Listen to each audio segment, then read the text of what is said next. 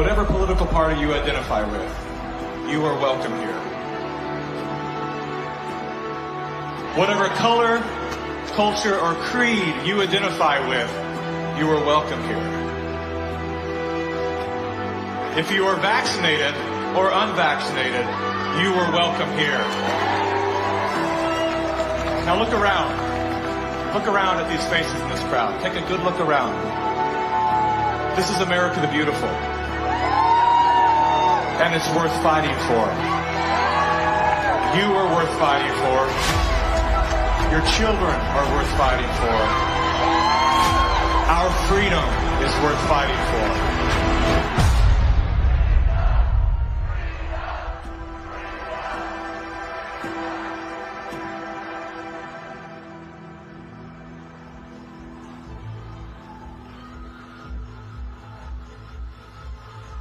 My name is Mickey Willis. I'm a father, a husband, and an investigative filmmaker. I was raised in California by a single mom who did her best to care for 4 children on her own. As a child of the welfare state, I witnessed firsthand what happens to the psyche and spirit of those who become dependent on government assistance. Had my mother known the difference between a hand up and a handout, she may have avoided the trap that kept us living on the edge of poverty, like so many people are today. Living in fear of losing her welfare assistance, Mom remained single and lonely until the day she passed, at 58 years young. Her life was cut short by a combination of toxic cancer treatments and grief. Just 34 days before she passed, her first son, my brother, was killed by a drug called AZT. Hundreds of thousands of innocent people died as a result of that prescribed poison. The pusher of AZT was none other than Dr. Anthony Fauci. The reason that only one drug has been made available, AZT, because it's the only drug that has been shown to be safe and effective. Well, it's certainly nice to know that the future looks brighter. 30 years later, there he was again. Same script, same actors, same performance. These are safe and effective products. Knowing what that man had done in the 80s and 90s, I couldn't believe he was still in a position of such power.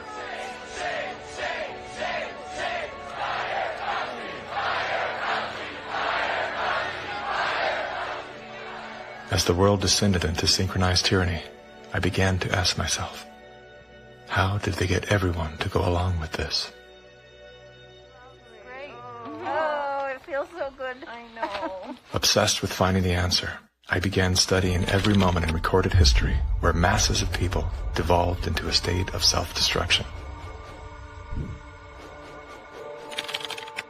Down that rabbit hole was where I discovered the work of G. Edward Griffin. Gentlemen, again let me say welcome to our home. Since the 1960s, Mr. Griffin has been warning the world of the communist plot to overtake America. Yes, I know. Communism. Mr. Gorbachev, tear down this wall. That thing we've all been told fell with the Berlin Wall. How do you measure such an astonishing moment in history? It was Napoleon who said, "History is a lie agreed upon." Ironically, there's no evidence that Napoleon ever said that. As we're about to discover together, much of our history has been rewritten to serve an agenda that up until recently was invisible to the average person. Average, like this guy. Everyone's talking about the necessity for change right now, particularly here in the U.S. Over the past few months, as a filmmaker, I've had the honor of documenting the political revolution. That was me in 2016, the year of my political awakening. Come on board the political revolution. I was touring with the Bernie Sanders campaign, creating media to help his grassroots movement grow. At that time, I knew very little about socialism and even less about democratic socialism. As it turned out, I wasn't the only one. So my Bernie bros, how do we redistribute wealth through taxation without expanding the powers of the federal government? Bernie Sanders!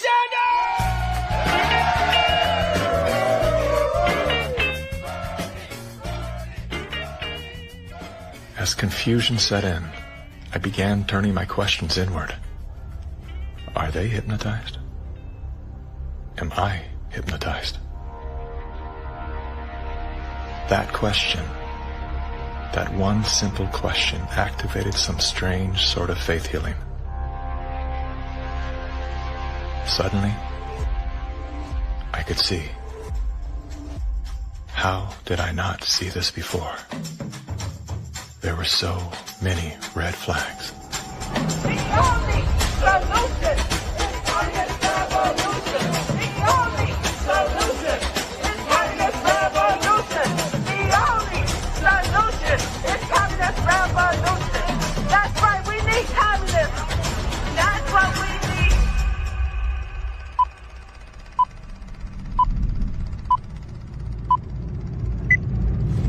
I'm well aware that whether you're here in person or through the medium of motion picture, that for most of you, it's not easy to fit meetings of this kind into your schedules. But the fact that you are here indicates that you do have an interest in the subject. So in order not to waste any of your time, let's dispense with the usual preliminaries and get right down to the business at hand. We're going to examine in quite a bit of detail the communist theory and practice of revolution, particularly as applied to the United States. Now, this will not be something dreamed up out of thin air. This will be the strategy as taught by them and advocated by them in their own manuals, in their textbooks, and in their schools. The new program of the Communist Party on this subject has this to say. The term socialism describes but the first stage of a new society that in its full development is called communism. Socialism is a transitional stage. Jim Carrey, everyone. I went out today and bought me some freedom-friendly Nikes. Yeah, that's right. As a salute to Colin Kaepernick, to Nike, congratulations on your fantastic choice. Thank you so much. Well, it's good to be back in great to dystopian America. The Republicans are running with the word socialism. They're trying to say... They're trying to scare people. Scare people. It's communism. It's Venezuela, Trump says. We're going to be living in Venezuela. I grew up in Canada. I'm here to tell you that this bullshit line that you get on all of the political shows from people is that it's a failure.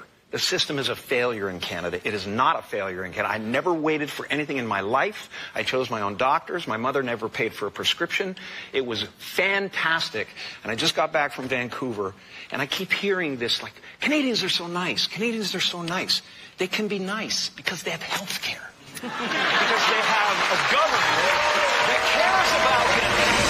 In Canada, the authorities say it's now a state of emergency. Riot gear swept through Canada's capital. Today, police in Ottawa used batons and pepper spray. You just trampled on me. Look what you did to her! Medical wait times in this country are longer than ever. The cost of living just keeps climbing. There's a socialist coup unfolding in Canada, and we taxpayers are funding it. In the recent years, a lot of Canadians have been watching their once well-regarded country become what some are even calling tyrannical. A country previously hailed as the most free and democratic in the world. Now, the People's World, the official West Coast newspaper of the Communist Party, ran this rather interesting editorial. What is needed now is an effort that begins to approximate the magnitude of the problem. As a minimum, such a program should demand massive emergency action by the federal government. The federal government has invoked the Emergencies Act. As of today, a bank or other financial service provider will be able to immediately freeze or suspend an account without a court order. If you are involved in this protest, we will actively look to identify you and follow up with financial sanctions and criminal charges. Banks have already started to freeze the accounts of people involved in the protest. Please get out. Immediately get out. Intimidating people in a church during the Passover. Unbelievable. Growing up under communist dictatorship, I have been warning Canadians that that's what's coming. I could smell it. I could see it at every corner. We will not put up with this anymore. We are fighting back. Protests, public protests, are an important part of making sure we're getting messages out there. But using protests to demand changes to public policy is something that I think is worrisome. Okay. So here we have the Prime Minister of Canada saying that, yes, we have a highly functioning democracy and they have the right and freedom to protest. However, if those protests are used to demand change in government policy, then no. The small fringe minority who are holding unacceptable views that they're expressing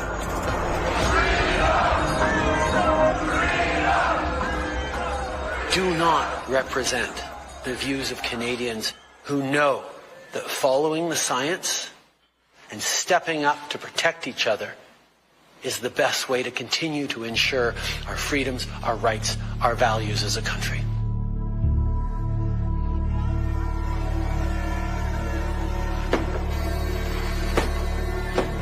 Liberal Prime Minister Justin Trudeau claims to be following the science, but Trudeau's science often comes in the form of this bizarre authoritarian technocracy.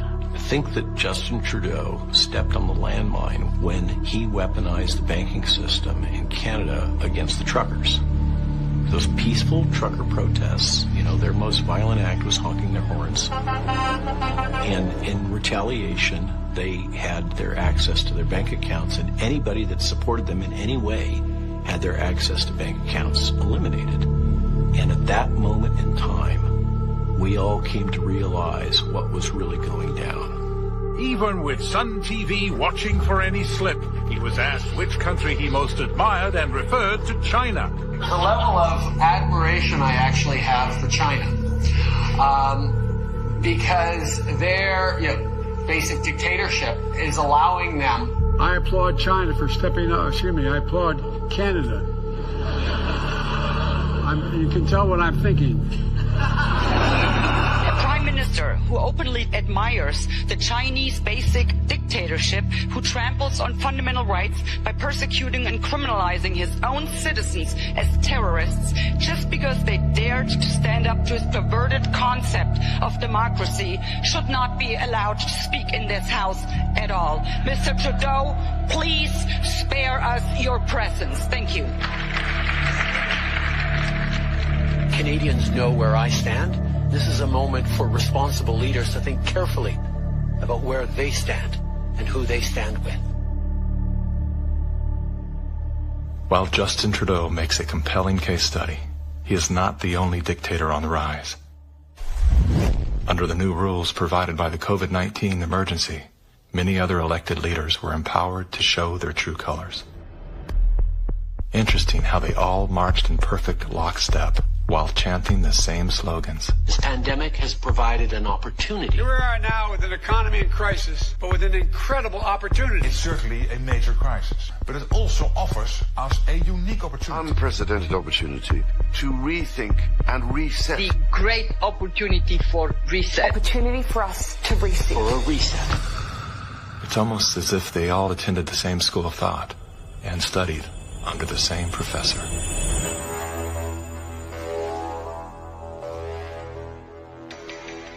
Some people would say this revolution is characterized by the fight of robots against human beings. And we will win this fight. Professor Klaus Schwab was born in 1938 in Ravensburg, Germany, where Nazi crimes against humanity were committed. His father, Eugene Wilhelm Schwab, was the managing director of Escher Weiss Ravensburg, a company that used slave labor to manufacture weapons of war for the Third Reich.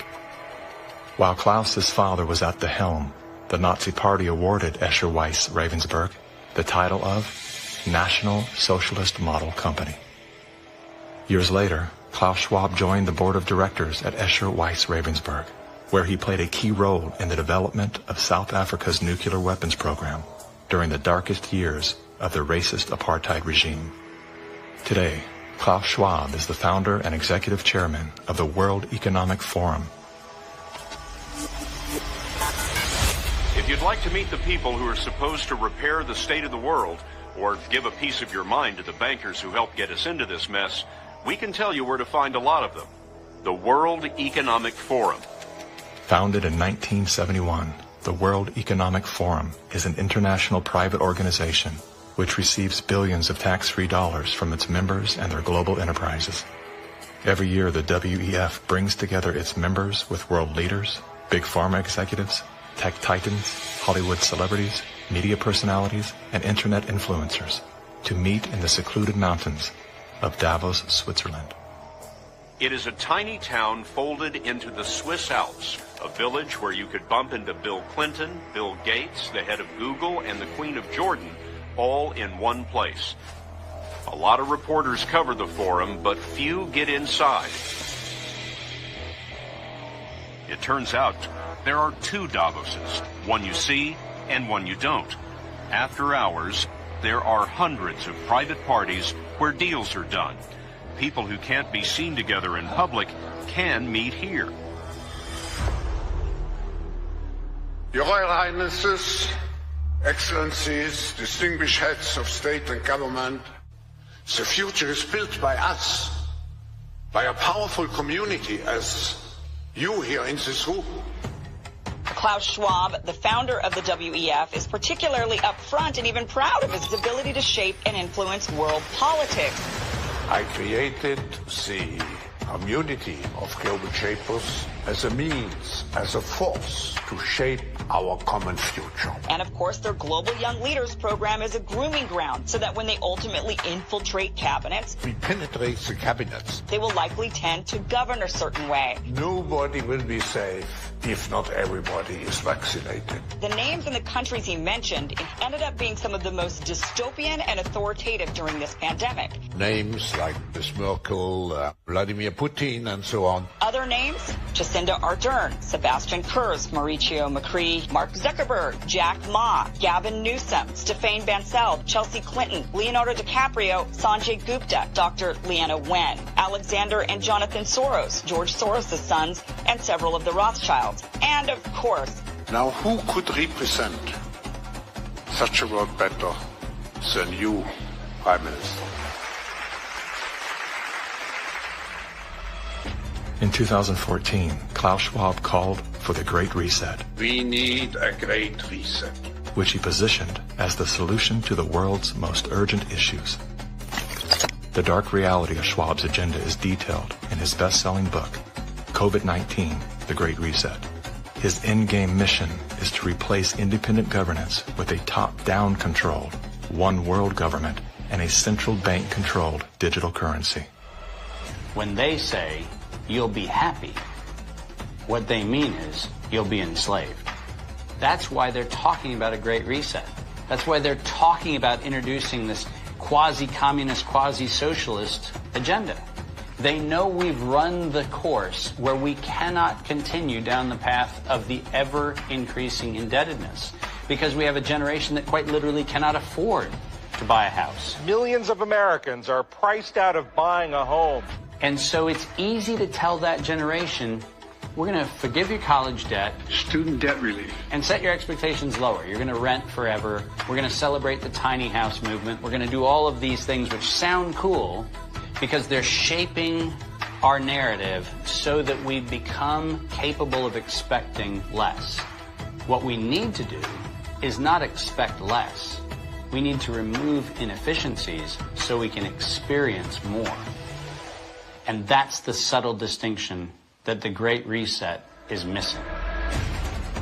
Like most globalists, Schwab regards communist China as a shining model of how he intends to transform the world. We now welcome His Excellency Xi Jinping.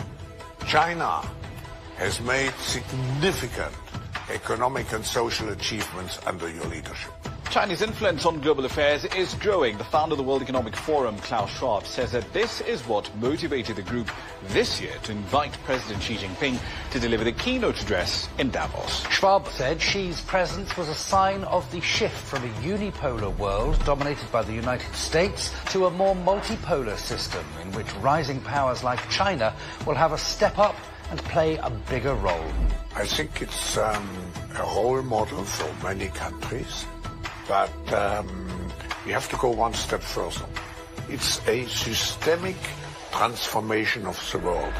Artificial intelligence, the metaverse, synthetic biology, our life in 10 years from now will be completely different, and who masters those technologies will be the master of the world.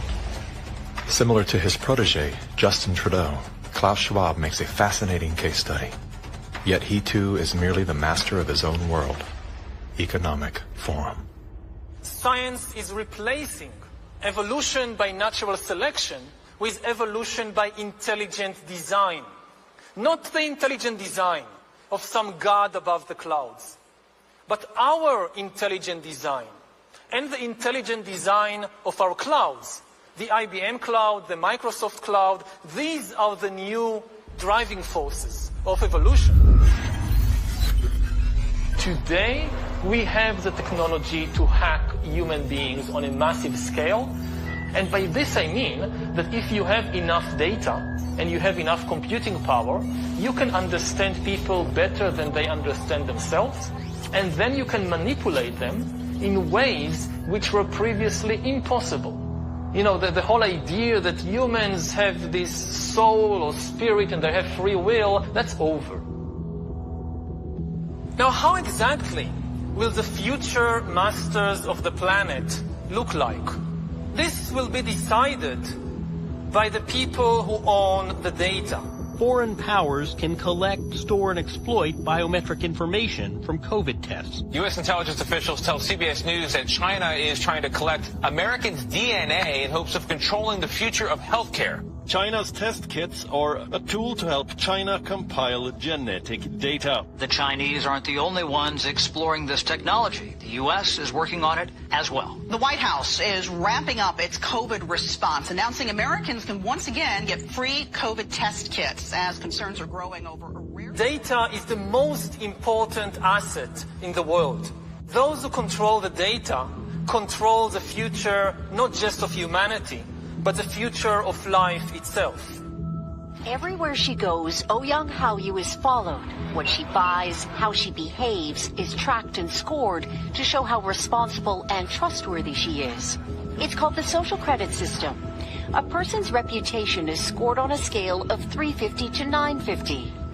It's big data meets Big Brother, expanding how the government monitors, understands, and ultimately controls its 1.4 billion citizens. A good score brings benefits, but people with low scores lose rights. The cinema names and shames people considered untrustworthy, plastering their details, even their addresses, across big screens. And information collectors are paid to report on their neighbors. The Supreme Court has created a blacklist for so-called bad citizens. Among them is this journalist who got a little too close to uncovering corruption among high-profile party members. He was blacklisted.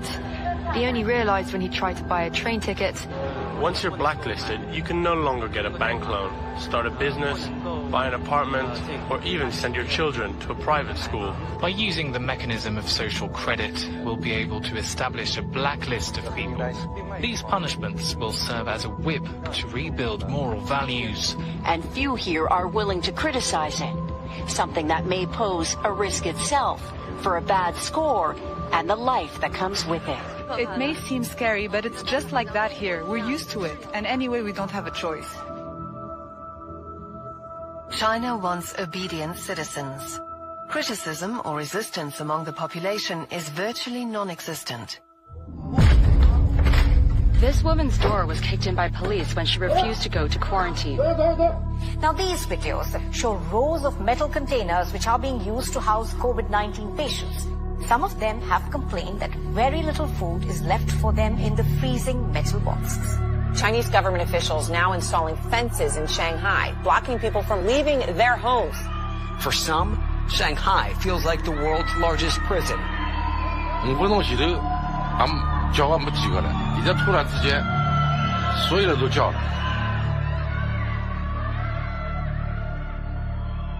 How does a handful of autocrats gain total control over a population of 1.4 billion? I have 2 master degrees, one in clinical psychology, one in statistics. And at the beginning of the crisis, I started to study the statistics a little bit. The initial mathematical models and the initial statistics all had dramatically overrated the dangerousness of the virus. That was the moment when I started to think how it was possible that an entire society and an entire population was in the grip of a narrative which in many respects was blatantly wrong. After a few months it became clear to me that the only mechanism that could explain what was happening in society was what is usually referred to as mass formation.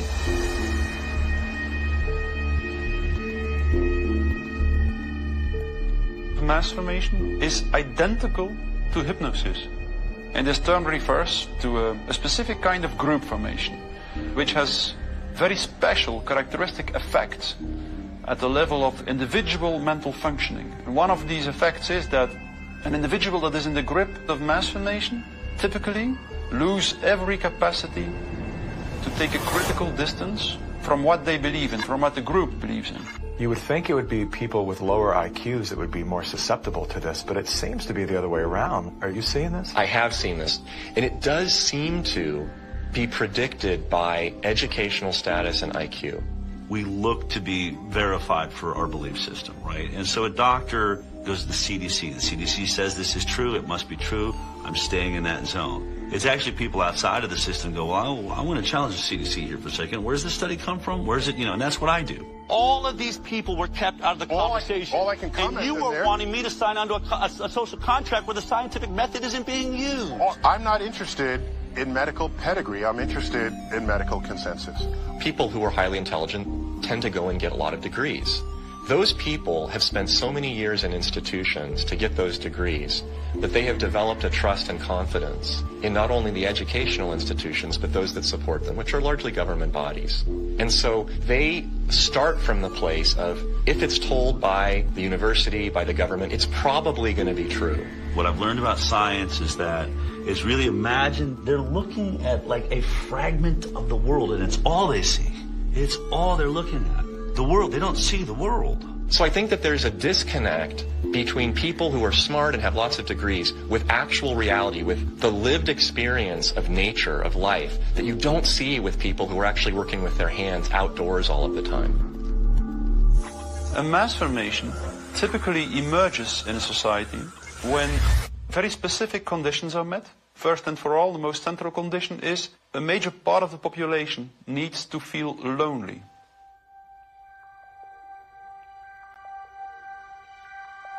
Doctors say the very rules to keep people safe from the virus are doing great damage when it comes to anxiety, depression, and even suicide.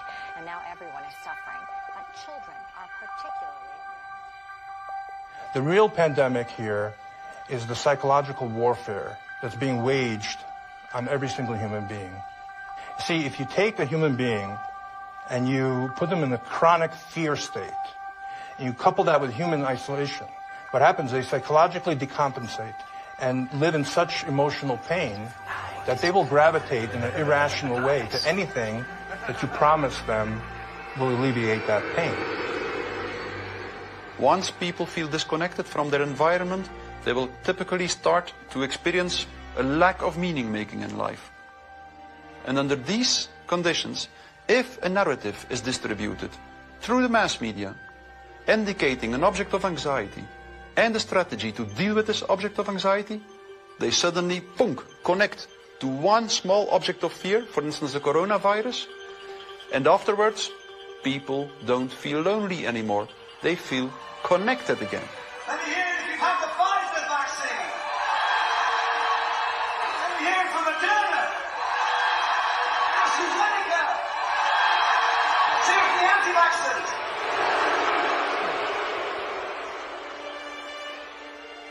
The new kind of social bond is highly problematic, just because the connections between the individuals even deteriorate more, and the bond between the individual and the collective becomes stronger and stronger and stronger, which make them willing to sacrifice everything for the collective.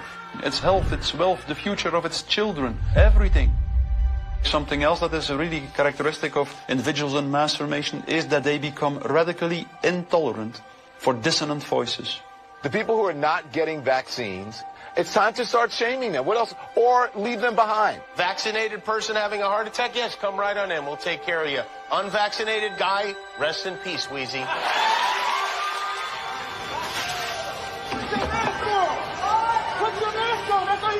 We have to stop coddling the morons who will not get the shot. Get away from me, Put it on. Does it bother anybody else that she doesn't have to wear a mask that we all do? When are we going to stop putting up with the idiots in this country? You're a schmuck for not wearing a mask. And just say it's mandatory to get vaccinated. Screw your freedom. People who do not go along with the masses are stigmatized, and in the end, the masses are inclined to destroy the people who do not go along with them. And they do so as if it is an ethical duty to do so. Getting good people to do bad things, harmful things, while thinking they're good things, it's a dangerous place to be because it looks great. You feel great while you're being used.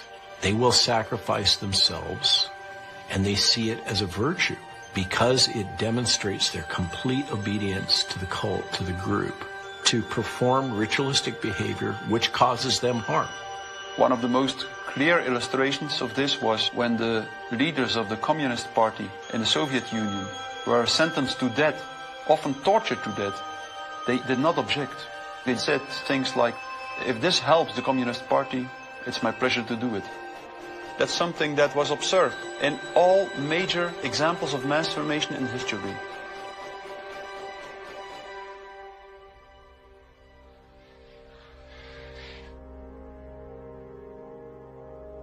I was born in Communist China 2 years before Mao started his Cultural Revolution. So we had to be indoctrinated and chanting slogans and holding Chairman Mao's little red books to say, long live Chairman Mao, long live Communist Party. Inspired by Soviet Union dictators Vladimir Lenin and Joseph Stalin, China's communist leader, Mao Zedong, borrowed from the playbook of the Russian Revolution.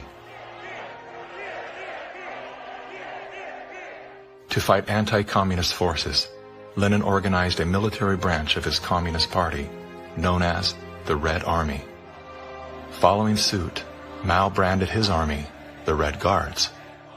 However, Mao's soldiers were not enlisted from his military. His Red Guards were made up of high school and university students. So he used young people to start Cultural Revolution, to top down statues, burning old buildings, and demonize all religions, going after all dissident voices, and to turn all the Chinese against each other. Family turn on each other, neighbors turn on each other. Chairman Mao, as he was known, was deeply influenced by Lenin's ideas on Marxism and revolution, and often praised Stalin as a great leader. He started his Great Leap Forward campaign in the 50s and killed 2 million landlord owners. 40 million to 60 million people estimated starving to death. The people were trading their children's dead bodies to eat, to survive. Cannibalism was everywhere. Through war, torture, execution, and famine, Chairman Mao caused the death of 80 million innocent people, making him the deadliest dictator of all time. China shaved the heads of women, put them all in unattractive asexual clothes, did the same thing for the men. This technique has been used in the 20th century by every totalitarian regime. The Mao wanted to create a genderless society. That's why girls like me cannot wear beautiful clothes and cannot do makeup. We have to just look like boys, unisex, no gender. They asexualize the population so that there's no more desire, no more bipolarity of male and female. Everybody looks like an automaton. And then what do? Rather than turning towards one another, they turn towards the state. So the only thing left for me, a child to believe in, is communism. And Mao was the new God.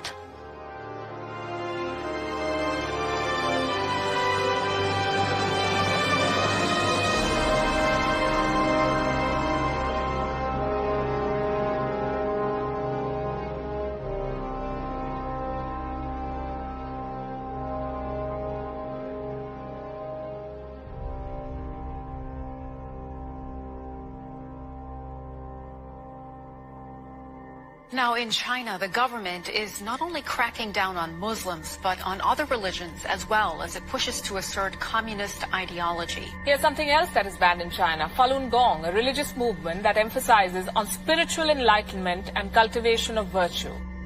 5,000-year-old Chinese civilization were founded on faith. Communist regime is atheist. So any philosophies which encourage people to believe God, believe good things, it's something they don't like. I decided to escape China after serious persecution I have experienced. Under this pretext of COVID-19 coronavirus, the Chinese Communist Party has intensified its persecution. We were arrested several times and detained in various detention and brainwashing centers. Over the past few years, a vast network of camps has been built across Xinjiang. A series of classified bulletins show how easy it is to be singled out by the Chinese government for education and training. The U.S. Defense Department says as many as 3 million are being forcibly detained in re-education and forced labor camps. China calls them thought transformation camps built to prevent extremism from spreading, but reports indicate they're more like prisons. When I was detained in detention center, I was handcuffed and hung over a radiator pipe with my toes barely touching the ground. And I was hung over there for 3 days. The CCP guards brought 4 male detainees into my cell and began one of the worst experiences of torture. And on the brink of death, I realized I could do nothing but turn to my belief. So I prayed to be saved. Moments later, one of the 4 male detainees suddenly fainted on the floor, which interrupted the torture.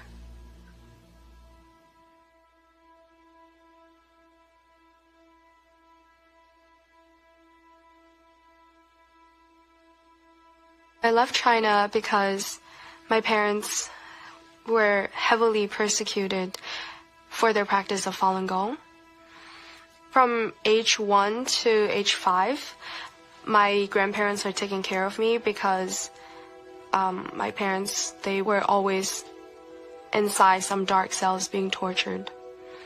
My first clear memory of my mother, I was brought to a brainwashing center and saw her being tied up to a chair with like people behind her guarding her, and she had a very thick plastic tube inserted into her nose, and she was being force-fed at the time. She just looked like she was in so much pain, and I was 5 at the time. It's just very traumatizing.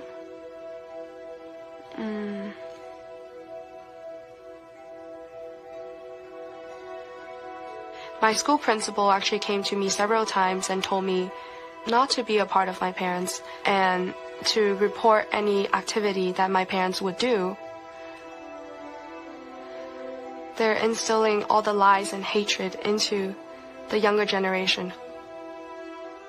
The young people are used today to do the American Cultural Revolution, to turn the kids basically not to trust their parents anymore. And say, oh, my parents don't understand me, I'm confused, so I need to turn to my teachers, turn to other authority figures. Look at the Mao's Cultural Revolution to say how many similarities are there.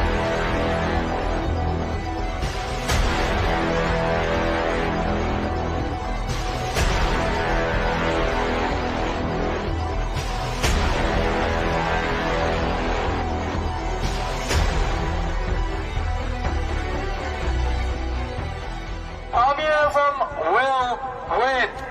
That's not a joke. That will happen.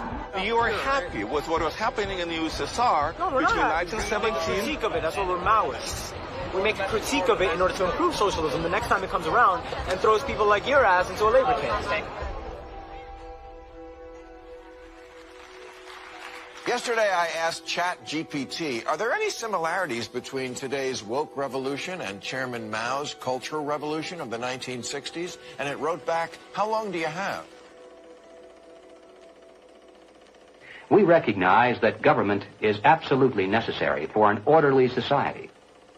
But following the dictum that government, like fire, is both beneficial and dangerous, we believe in the concept of limited government. And we believe that the constitutional republic created by our founding fathers is the best form of limited government that has yet been devised by man. A republic is a limited democracy. It's a form of government based upon the principle of limited majority rule. Limited so that the minority, even a minority of one, can be protected against the whims and passions of the majority. Now, democracy is a form of government based upon the principle of majority rule.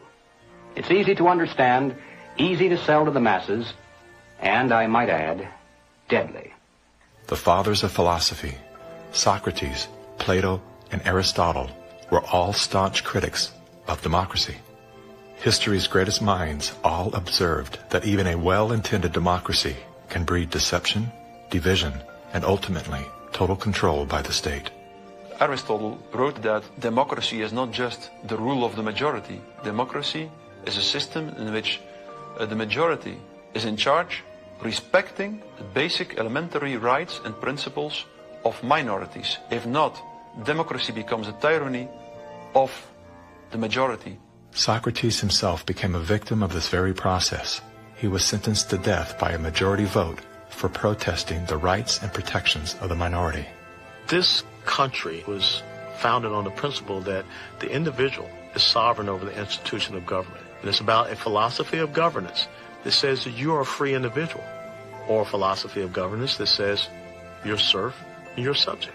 We have inalienable rights just by virtue of being human. And so their primary responsibility as the government is to protect those rights. These aren't rules to govern me, they're rules to govern the government. Like what you are and are not allowed to do to me. We are constitutional republic with representative democracy, so people do vote, but we have a separation of powers. So if you majority vote to eat you for lunch, the Supreme Court can say, no, you cannot. And how do you protect the minority from the majority? You write down a set of rules on a piece of paper. You say, this we can do, that we cannot. At the top of the paper, you write the word Constitution. And then everyone agrees to follow the rules no matter what the temptation. And when you're finished, you've created a constitutional republic. It was Thomas Jefferson who said, "The republic is the only form of government which is not eternally at open or secret war with the rights of mankind." Now, we hear a lot of talk today about right-wingers, left-wingers, extremists, and moderates. The political spectrum concept, if it has any meaning at all, is a measurement scale showing all the variations in government. Now, the extremists at the zero end would be those who advocate no government at all, the anarchists.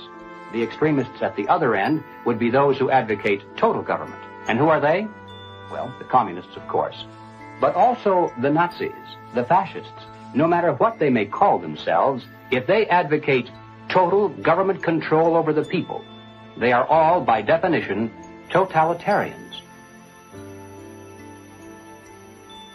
The debate is not between conservatives and liberals. It goes back in history long before those words were ever invented. The opposing points of view properly are identified as individualism versus collectivism. The individualist believes that the rights of the individual must not be obliterated by the desires of the collective or the group. The collectivist, on the other hand, believes that the group is more important than the single person within it, and that the individual must be sacrificed if necessary for the greater good of the greater number. The individualists believe that every man has a personal and direct responsibility to provide first for himself, next for his family, and then for those outside his family who may be in need. The collectivist, on the other hand, declares that the individual is not personally responsible for charity, for raising his own children, providing for his aging parents, or even providing for himself, for that matter. This is a group function of the state, of government itself.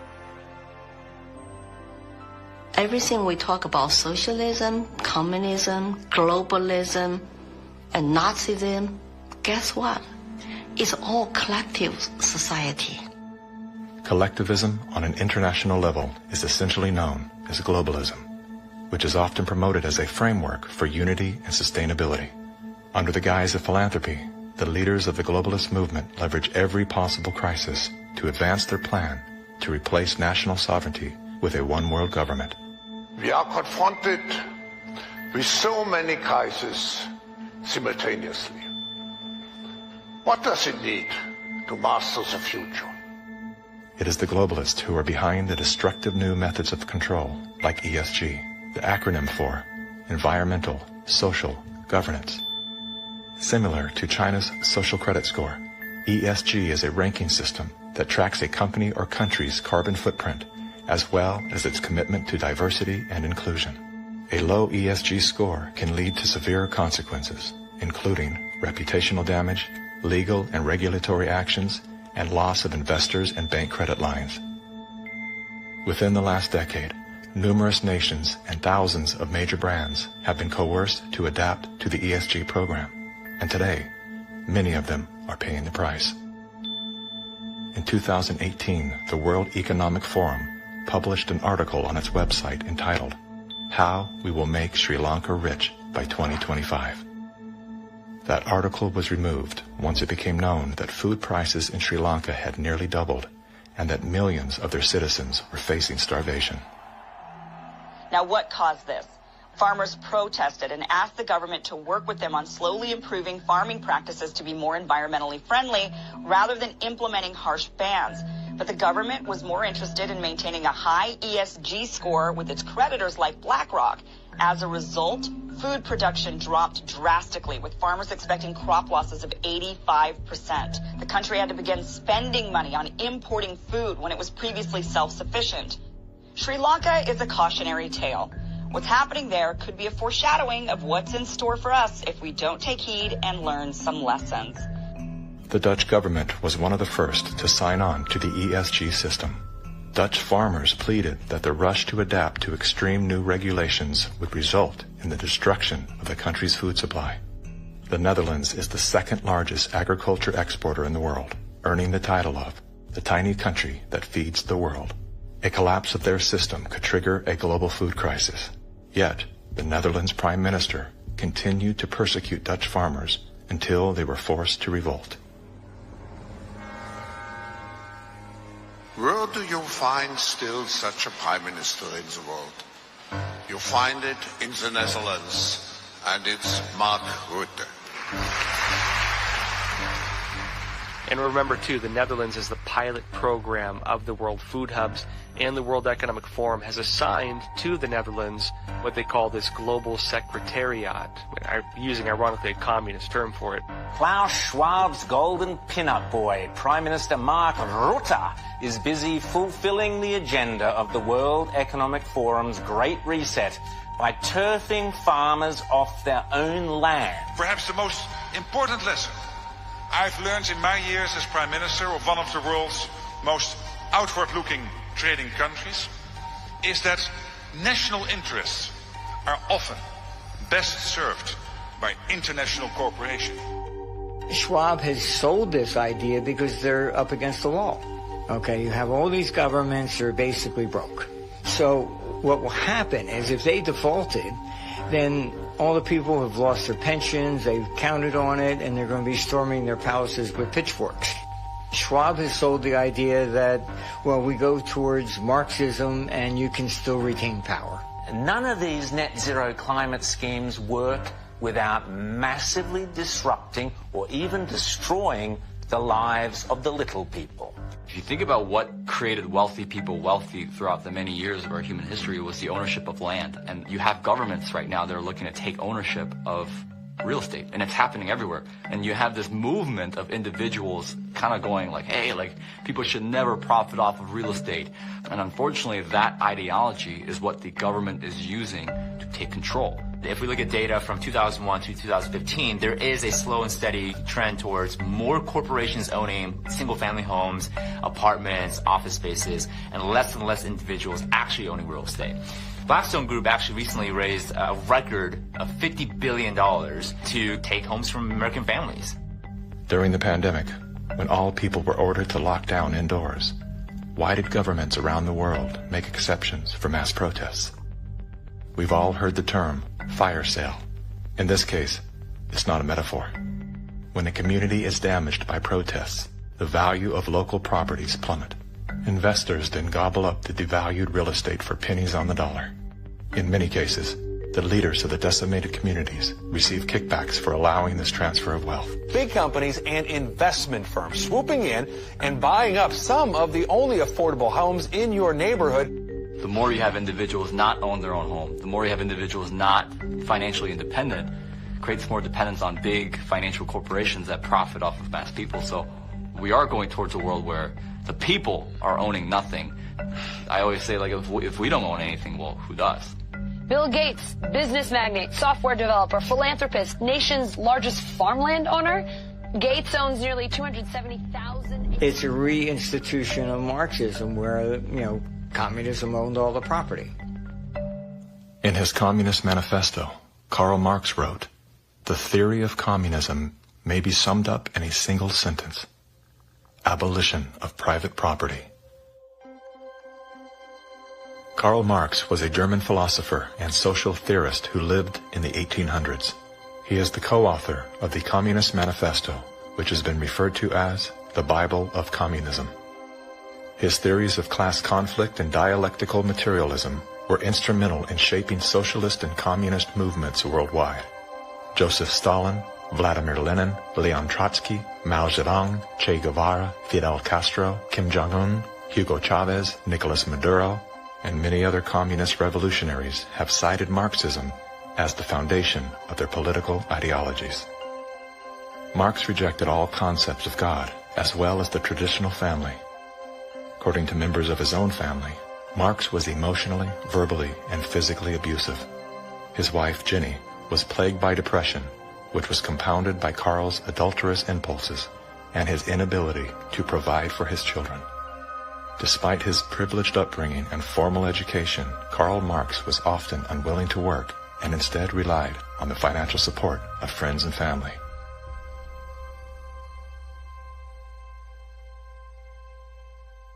In 1943, the following directive was issued from party headquarters to all communists in the United States. It read, "When certain obstructionists become too irritating, label them as fascist or Nazi or anti-Semitic. In the public mind, constantly associate those who oppose us with those names which already have a bad smell. The association will, after enough repetition, become fact in the public mind."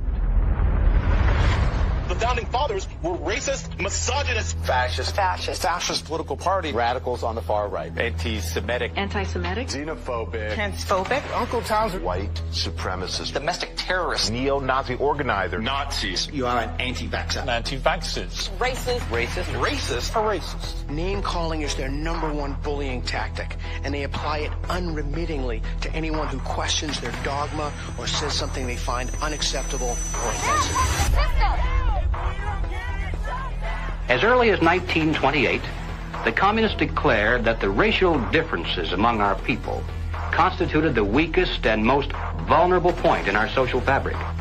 By constantly probing and straining at this one spot, they calculated that eventually the cloth could be torn apart and that Americans could be divided, weakened, and perhaps even set against each other in open combat. They said in no unmistakable terms that the Negro people, because of their social status and their predominant working class composition, offered greater revolutionary possibilities than any other cross-section of the population. How do we get out of this mess? Revolution, nothing less. Revolution, nothing less. Revolution, nothing less. Revolution, nothing less. Revolution, nothing less. The communists call not only for extensive chaos within the cities.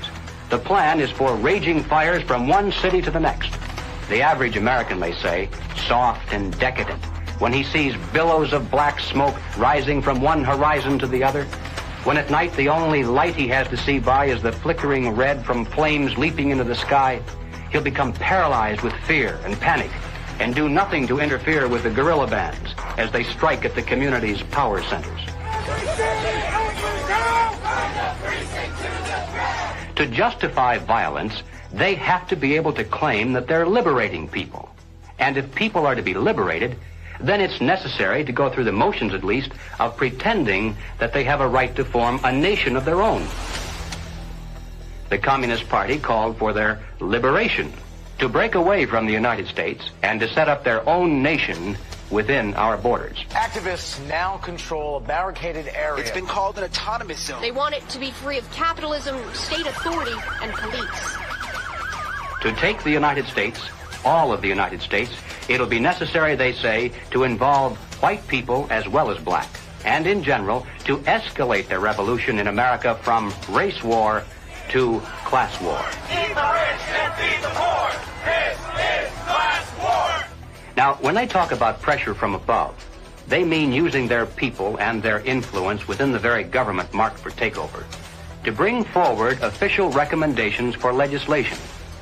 The recommendations, of course, are offered supposedly as solutions to national problems, but when passed into law, their only real effect is to vastly increase the power of government and to move the country that much closer toward the ultimate goal. The pressure from below, then, involves using their influence over the various mass membership organizations of the country to create the appearance of great popular support for these recommendations. Of course, the members of those organizations must never suspect that they're being used to promote the communist program. Now, the silent majority, the average person, is caught right in the middle. He looks above and sees highly respected spokesmen for government calling for socialist legislation. He looks below and sees mobs of demonstrators shouting for the same thing. He says to himself, has everyone gone crazy or is it me? Now, he's still in the majority, of course, but he doesn't know it. He thinks he's helplessly outnumbered, and he bows to what he thinks is the democratic will of the majority. Here's an interesting thing I've noticed is even with a lot of these ideologies, right, with what people call these days, woke, if people were these horrible, awful, bigoted, racist, xenophobic, white, but it wouldn't even work. The only reason it even works is because people are so compassionate that I want to make sure I use the right words and I say the right phrases. So you're actually weaponizing the fact that people are decent people, and you're taking that compassion and you're targeting it at, this is the group of people who you should be angry at. They weaponized human compassion. We mustn't kid ourselves into thinking that the communists have placed their agitators only into the black communities. They're working both sides of the street. They want hatred, violence, and bloodshed between the races, and they don't care how they get it or whom they use, even children if necessary. My young comrades. Hi. This is my way of figuring out if you've been tainted by the patriarchy. Patriarchy? Oh, this looks creepy. It looks creepy. Why? There's just this thing about white people that just makes me be like... Oh, looks like Donnie got a full cookie. Because he's a white man. Say it with me. Structural racism. Yeah! You may have wondered why the Communist Party has been a staunch supporter of the drive to place a black studies curriculum into our high schools and colleges. The reason becomes obvious the minute you take a look at the textbooks and the study guides. Schools are now radicalizing our kids. I mean, this is the volume of the book from Critical Race Theory, and it literally says here, whiteness is a bad deal. And it has a symbol of Satan. You gonna deliberately teach kids this white kid right here got it better than you because he white? You gonna purposely tell a white kid, oh, the black people are all down and suppressed? How do I have 2 medical degrees if I'm sitting here oppressed? Not only is it in the schools, but it's in the workplace, it's throughout society. It's destroying this country. If this continues, we will look back and be responsible for the dismantling of the greatest country in the world by reverting to teaching hate and that race is a determining factor on where your destiny lies. Thank you. Sarasota School Board Chairwoman, what has been the worst of what you've had to deal with in terms of community or parental reaction? The calling of names, tyrant, Marxist, communist, and they want to move kids over to charter schools and private schools without the oversight of the state. And that's wrong. Education authorities in the United States are asking the government to use anti-terror laws and involve the FBI against parents who protest against the way their children are being taught. It identifies no fewer than 13 possible federal crimes, including making annoying phone calls. How about this one? They could be prosecuted for using the internet in a way that might cause emotional distress. Over the weekend, Democrats voted to ban gendered language in House rules. And that means no more terms like father or mother. Is the administration's official policy to replace the term woman with birthing people? Black birthing people. Black birthing people. Black and indigenous birthing people. You shifted from using the term mother to birthing people. Again, if we're trying to be precise in the language that's used. Mom's a pretty good word. I'm not a birth person. I'm a mother. Can you provide a definition for the word woman? Can I provide a definition? Mm-hmm. No. Yeah. I can't. You can't? Not in this context. So I'm not a biologist. The meaning of the word woman is so unclear and controversial that you can't give me a definition? Do you believe then that men can become pregnant and have abortions? Yes. Literally everything that was fought for women's rights is going straight down the drain. This environment that has been created and corrupted and manipulated does not respect women, does not respect children, does not respect men. It cares nothing for family. So that's why they have to attack mother and remove father, because she's going to protect that child, he's going to protect that woman, and they both are going to protect society. Good evening. Good evening. Thank you very much. Thank you for your service. When you talk about a parent-child relationship, you're talking about something primal that is in the heart of the liberal, not the Marxist, that's in the heart of the person who's conservative. And they're pushing the boundaries on something that they cannot control. Washington State is on track to lawfully take gender-dysphoric children away from parents who oppose transitioning treatment. That is against the Constitution. The only time a parent loses their rights is if there's an extreme circumstance. It's severing the bond between the parent and the child. What they're doing is they're dividing families to take control of the children. The biggest offense against communism is the nuclear family. In Chapter 2 of his Communist Manifesto, Karl Marx wrote, "Abolition of the family. The bourgeois family will vanish as a matter of course." We're here today to represent the millions of black Americans who disagree with the Black Lives Matter movement. If you go to Black Lives Matter website, it says that we disrupt the nuclear family. That's my wife. This is our 4 children. Why would you disrupt the nuclear family? Because the real objective is to remove the family as a possible alternate source of guidance and support. All totalitarian regimes strive to destroy the close-knit family in order to remove any loyalties that might be higher than to the state itself. I have seen over the years in my practice a steady decline in the expression of healthy masculinity and healthy femininity. The separation between the male and the female is almost complete now. And it's due specifically to the ongoing attacks against masculinity and the degradation of femininity. And if our family structure is lost in the next generation, what do we have left? We're just a bunch of listless individuals living our lives out virtually behind a computer screen and following the orders of the government. Maybe it's because I came in the movement at 17 and a half, so I have like just a knack for knowing how to organize young people. I was at our publications table today, and I was speaking to this young person, and he grabbed a book, and he said, it's like Mao's Red Book.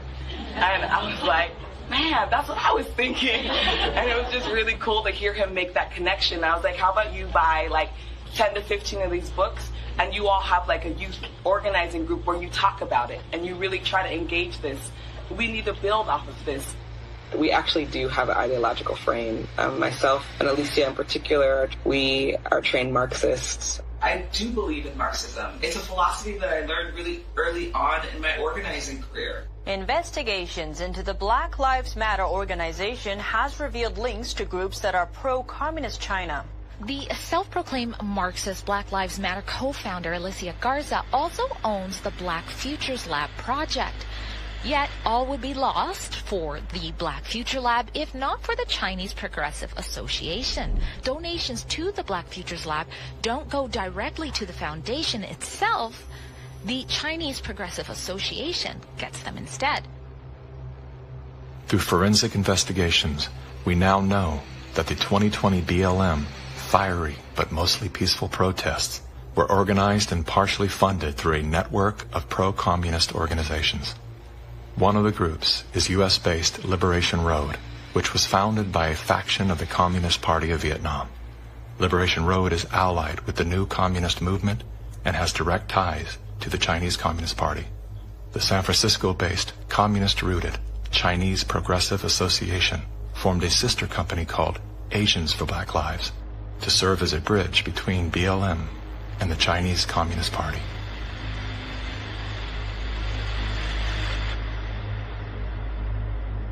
I spent a lot of time with President Xi. He's deadly earnest about becoming the most significant, consequential nation in the world.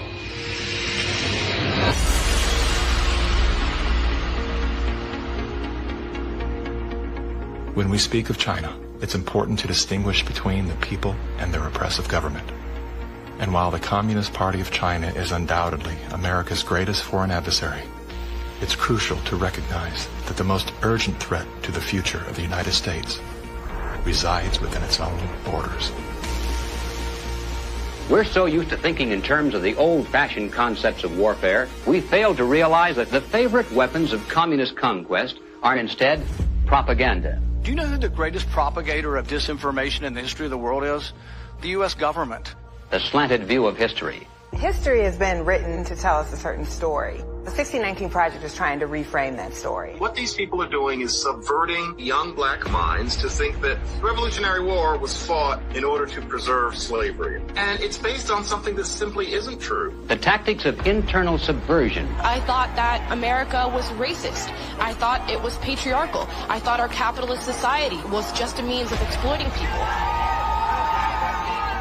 And I thought all of these things because that is what I was told. The preaching of hatred to incite civil disorder. I want to tell you, Kavanaugh, you have released the whirlwind, and you will pay the price. A California man is facing federal charges for the attempted murder of Supreme Court Justice Brett Kavanaugh. Treason, blackmail, the smear. Is this the first time Assange is being questioned over the rape allegations? The LA Times ran an article calling Larry Elder a black white supremacist. All committed by soldiers who wear no uniform and who claim to be loyal citizens of the target country marked for conquest from within.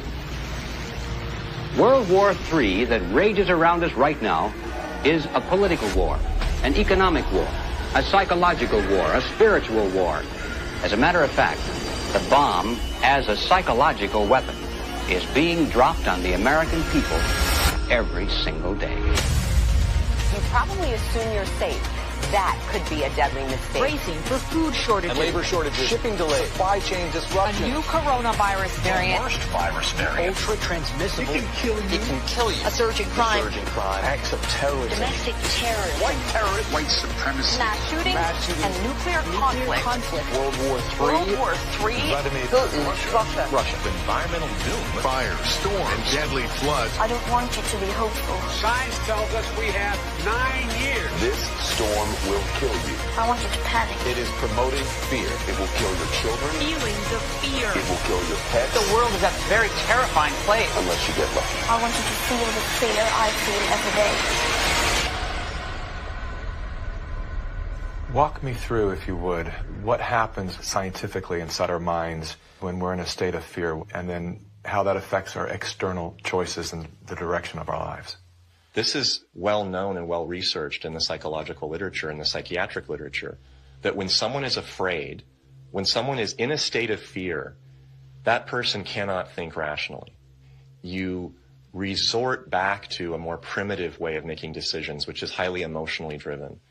And when you're placed in a chronic state of fear, as we have been, you end up in a, what I would call a traumatized state, meaning that you're not just momentarily scared, you are frozen. You have seen your ability to think critically suspended. The issue is not about COVID or vaccines or anything else. It's not that. That is the polarizing impulse that gives rise to our general sense of ill at ease, which then amplifies our willingness to fall for reflexive classifications like race or, the isms that we want to fight about. The more we can distract people by creating the illusion that says everything is fearful, the more we can manipulate the population. We were groomed for decades to be fearful, whether it was drop and cover. We must be ready all the time if the atomic bomb explodes. Duck and cover. To protect against the threat of nuclear annihilation, or more recently, the impending ecological collapse of our planet in 12 years that AOC and Greta Thunberg keep warning us about. The world is going to end in 12 years if we don't address climate change. How dare you? All of these fears are grounded to some degree in reality. They're not completely invented, but they are exaggerated so greatly that we cannot actually reason through them anymore. When people are afraid, they won't just accept authoritarianism, they'll demand it. They will demand it. Somebody do something. Somebody take charge and tell me what to do. Like, where do I stand? Where do I walk? What do we do? What are the rules? And again, people in power always use that, right? Where they say, never let a good crisis go to waste. We can take this and we can now enact policies that normally we wouldn't be able to get away with. Maybe in a couple of decades, when people look back, the thing they will remember from the COVID crisis, this was the moment that we agreed to be surveyed all the time. And maybe even after the event is over, maybe we can still keep 30%. And over time, multiple crises, suddenly you have a government or an individual who has far more power than they're actually supposed to. The leaders of the mass, the people who pronounce a narrative in public space, usually are hypnotized themselves. They believe they need to reshape society to be able to deal with the challenges society faces. And they believe so fanatically in that ideology that they think it's justified to manipulate and cheat and to use all kinds of narratives to convince people to go along with that ideology. We're going to go visit Mom. I'm going to bring the home family to see Mom. No. We will shut you down. We will cite you. And if we need to, we will arrest you and we will take you to jail. You either get your tests done and make sure you're cleared, or we will keep you in a facility longer. It's going to be very hard for people to do a lot of normal life unless they can prove their vaccination status. Such as, you're not going to work in this particular agency or institution. You're not going to be able to go to this college or this university. Once we start doing that, you will see more and more people willingly get vaccinated.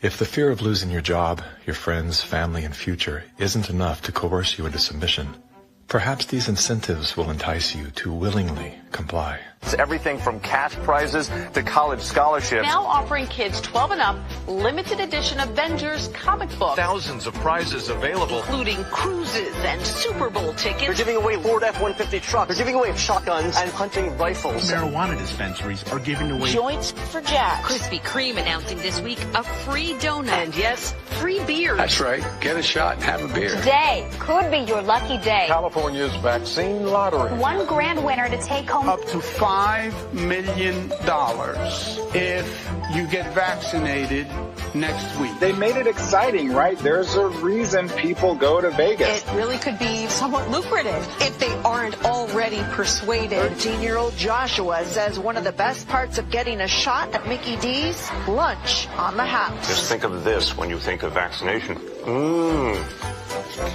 Vaccination. If you need luck with love, dating apps are offering incentives too. Vienna Brothel is providing COVID-19 vaccinations and giving those who take up the offer a 30-minute session with a, quote, lady of their choice. We have finally found the one thing that makes us all more attractive, a vaccination. To love one another, as Jesus said, get vaccinated, get boosted. Do you think that it's being posed as politics, but it's behaving like a religion? Because it's acting like a religion. Yeah. It's dogmatic. It's absolute. It's, if you do not believe in it, you are condemned to hell. Maybe this is a new religion. God did answer our prayers. He made the smartest men and women, the scientists, the doctors, the researchers. He made them come up with a vaccine. That is from God to us. And we must say, thank you, God. Thank you.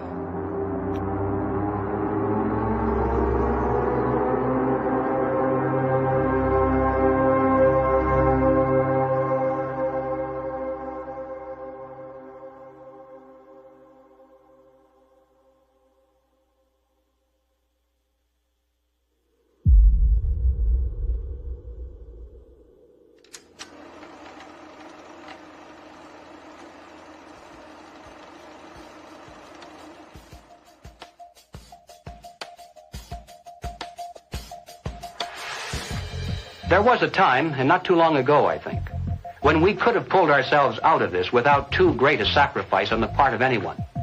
But we didn't. Instead, we slept. Everywhere I look, I see men and women who know that communists are making headway in this country. They know that something must be done and that someone must stand up to them. But they themselves do nothing. They remain silent because they're afraid that if they speak out, it'll be bad for business. They may lose a client. They may even lose their jobs. Or perhaps they're receiving a regular government check and already are too dependent upon some of the very people and programs they know they should oppose. We have now passed the point of painless solutions and parlor patriotism. Well, all right, so what do we do about it? What are the countermeasures that need to be taken? And where do we begin? Before we finally win this battle, and I should hasten to say that there's no doubt in my mind that we're going to win. I'm increasingly convinced of this.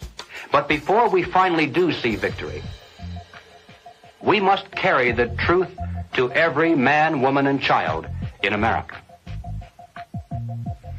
I have no idea of what each of you is going to do in the critical days that lie ahead. It may be much, it may be little, it may be nothing at all. I don't know. Only you can answer that question. But ladies and gentlemen, whatever it is you decide to do for your country, do it soon. Do it now. Every minute that you delay further will add dearly to the price of ultimate victory. Mr. Griffin, that was over 50 years ago. Where are we now? Hearing that phrase after all these years is kind of a shocker because I didn't realize really at the time how accurate it was going to be. But we're in the middle of it now, and so the ultimate victory is still ahead of us. How did you know way back then what would be happening today? It's a long story, of course, but I did take a fascinating tour of the Communist Bookstore in Los Angeles when I was very, very young. I was working for an insurance company. I was Mr. Corporate America, you know. That was the period when the hippie, you know, image was pretty popular, and a lot of these guys in that bookstore were in that uniform. And I think they felt I was a potential recruit, you know. Yes, we've always been quite willing to talk about we'll talk about socialism anywhere, in the streets or in the Senate, anywhere, you know. They're a communist faction making a big power play for SDS. Is there any communists back here? I guess there is. Yes, they are communists, and yet our nation seems unconcerned. Many newspapers, television commentators, and educators call these young revolutionaries dissidents. But are these voices voices of mere dissent, of mere student unrest, or of sedition and revolution?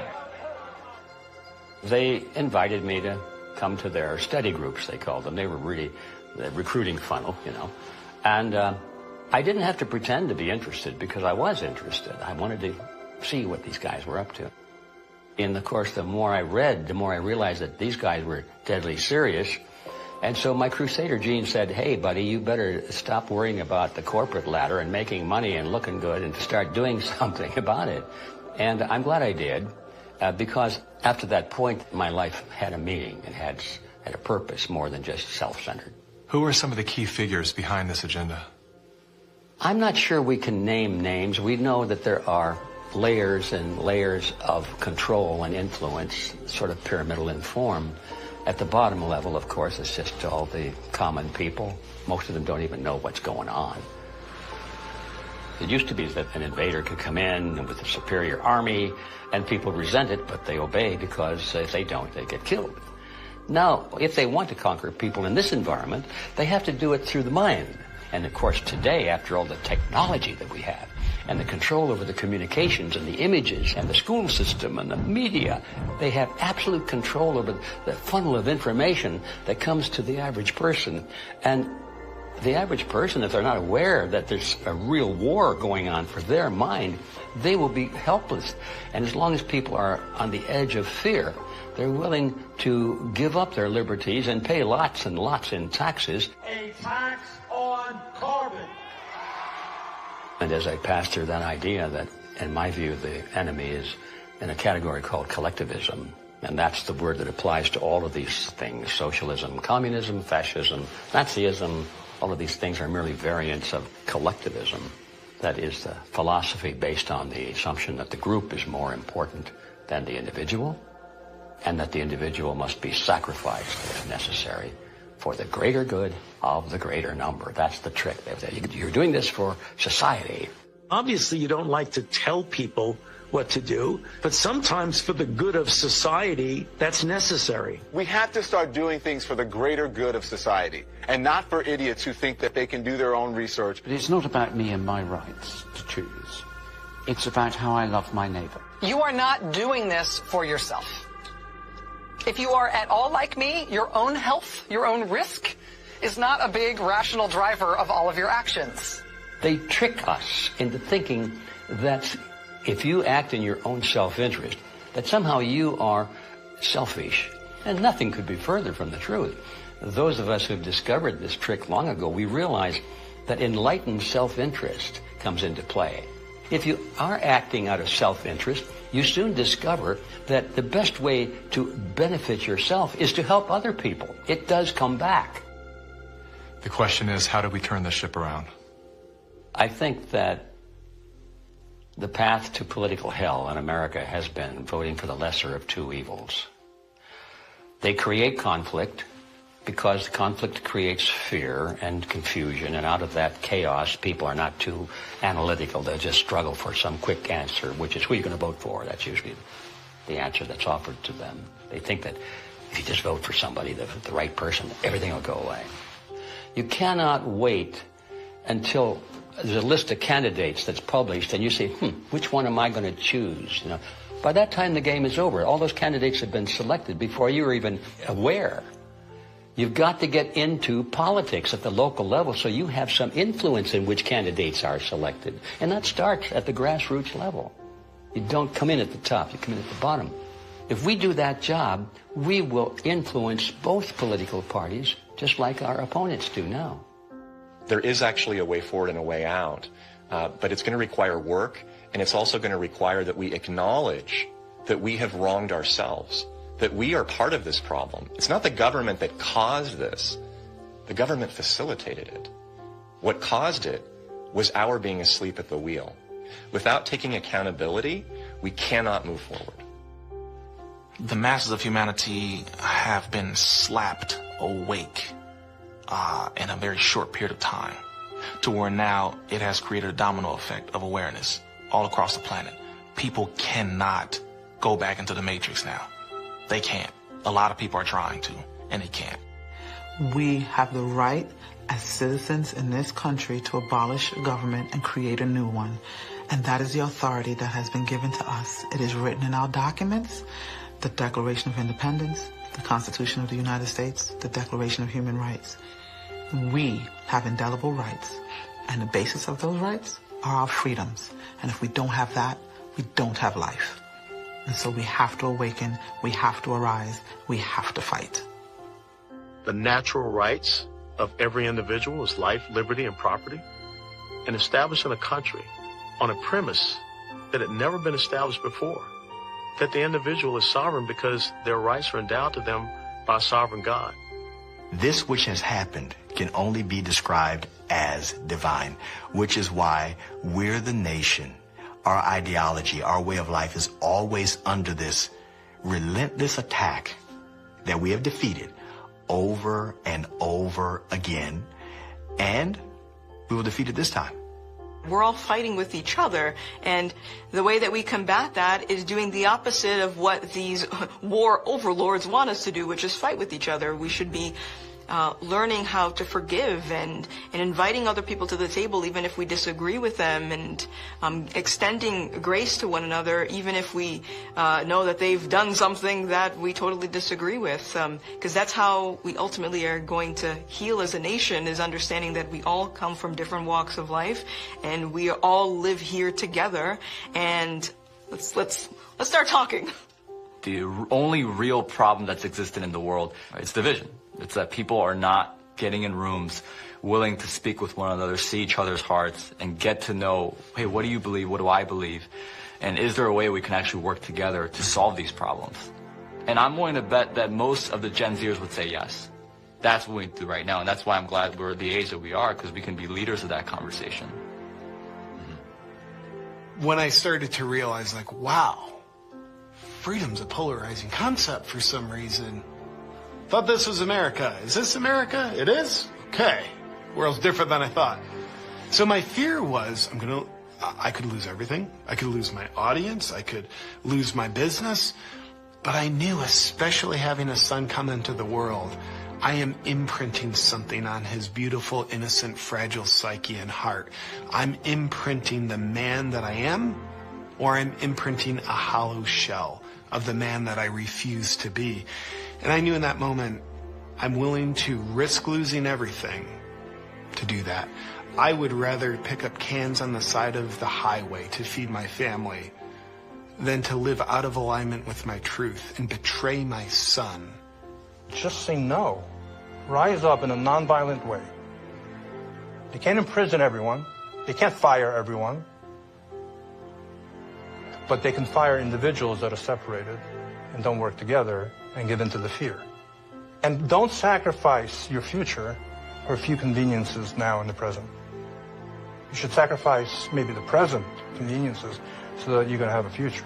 The media has done a good job at stripping from us our ability to think on our own and for ourselves. If we can get back to that, I think that we can build a stronger America.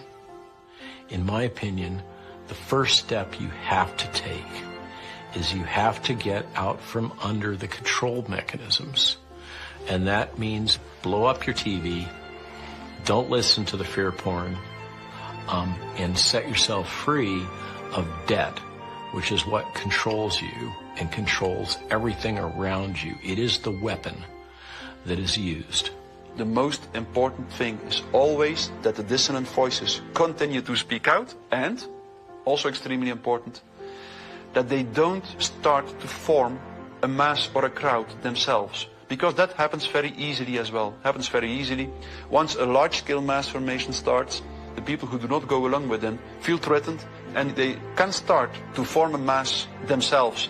So it's extremely important not to form a mass ourselves. That means to form a group, a coherent group, and that what unifies this group should in the first place be the fact that everybody who belongs to the group can have his own opinion and can speak in his own way.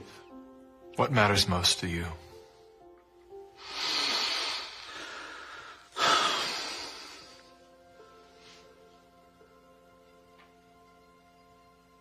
I think what matters most to me is freedom. Freedom. I want as little laws as necessary to keep us from killing each other. I mean, I get it. There's crazy people out there. We have to find a balance. In the end, I want my children to live in a world where they're free to dream, to take risks, to fail, to succeed. Hardship strengthens us. We wouldn't have had the American Revolution and the beta model for the American Constitution, the beta model of a republic in the modern world, unless the tyranny of King George had been unbearable. All the good things in life usually are a result of some kind of a rebound against something that's very not good at all, very painful. I mean, I think about if someone had jumped in there and taken away my failures. I can't do what I'm doing now if someone had kept me from really hurting, really learning lessons that were hard to learn so that I would never make that mistake again. In a philosophical sense, we should be thankful for this movement that's happening, in spite of the fact that it's tragedy and it's hurting people and all that. But without it, we might just go right along in that pot and be boiled in time. But now the frog is jumping out. And we have a chance coming up here now to create a new vision, and it's going to be great. It's a bit cynical, but it is in the end good news that mass formation and totalitarianism always destroys itself in a relatively short time span. And the most important thing, of course, is that you have to make sure that the system does not destroy you before it destroys itself. Throughout history, it was always the very small minority. History has always been written by the 1% of the population. 15% of the population create history, and they follow the leadership, the thought leadership of 1%. But that 15% altogether is what changes history. And so all you have to do is reach 15% of the population. I think today, after all this time, we have more than 15%. We just have to get them together so they realize that they're not alone. And that's our task right now. I don't think our societies have taken the moment to look up and actually see and appreciate how much progress has been made in the past century.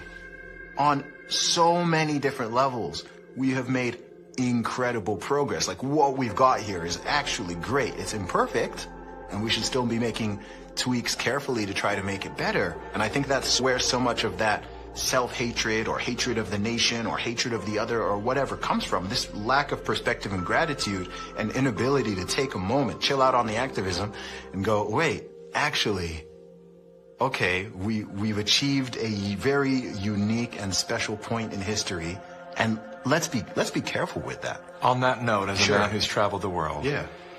Have you experienced any nation that has course-corrected beyond their sins more than the U.S. has? No. It's sad to see Americans who live in a free country, born as Americans, and do not recognize their privileges. You are born American, a free country. You never suffered of starvation.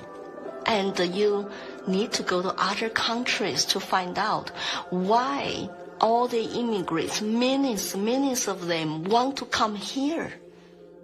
What is happening in our backyard today, I experienced as an 11-year-old. I remember vividly all the promises that a guy named Castro gave on how 99% of the people swallow the pill. He was going to save Cuba. I remember how he promised to the farmers, to the Guajiros, that you're going to own the land. I remember all the promises that we hear today about free education and free health care and free land. And my God, no freedom. The defectors here that are speaking out against the Communist Party in China are risking their lives, and our government is not interested in listening to them or helping them in any way.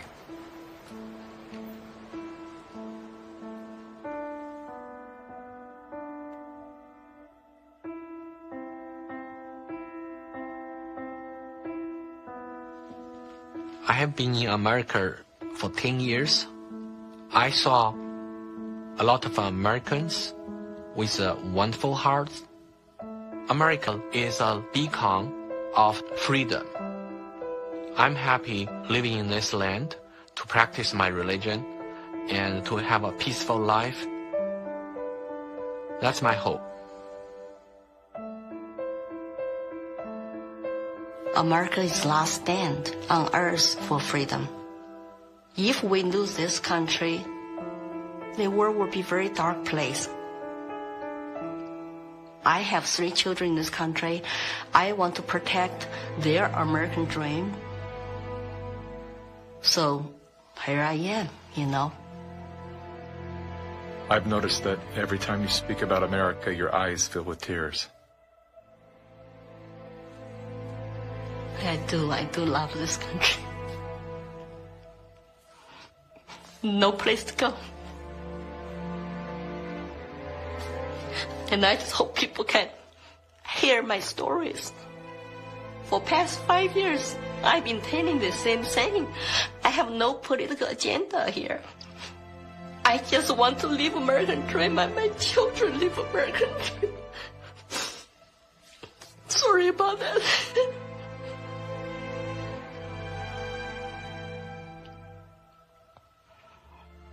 It's time to ask questions. It's time to wake up.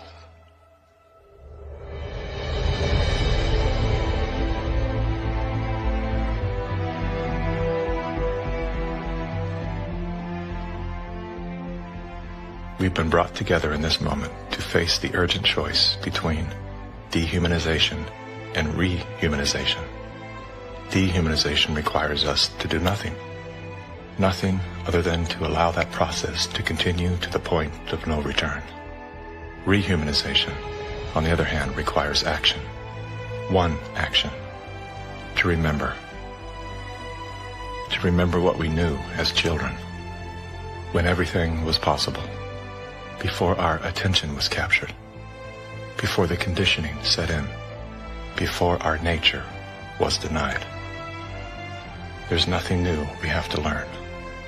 All we have to do is to remember. And then take the hand of that memory and go out and stand on ground. Not concrete, not asphalt. Stand on ground. And see if you can feel the heartbeat of a universe that conspired to give you life, so that you once again can feel the joy of being completely human.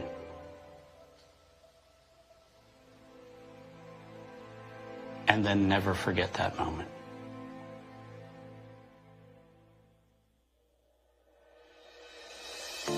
This is the moment for us to activate our innate ability to create solutions. That can only happen through the awareness of symbiosis, defined as a mutually beneficial relationship between different groups. All of life depends on relationships. Every living thing is in communication. From the stars to the planets, the earth, the plants, the elements, the insects, the animals, the humans, and every cell within us. Real change out there begins with real change inside. As Americans today, we are truly a privileged people in a privileged land. But with our blessings come responsibilities, and with responsibilities come risks. The challenge of our time is that we must accept both the responsibilities of our blessings and the risks involved in defending them for ourselves and for future generations. And we must do this without hesitation if we are to be worthy benefactors of that precious heritage of freedom passed on to us through the epic sacrifices of those who have gone before. Now, that is not flag waving, and it is not cliched patriotism. That's a simple statement of the obligations of citizenship in this glorious land, our land, which with God's help we shall preserve.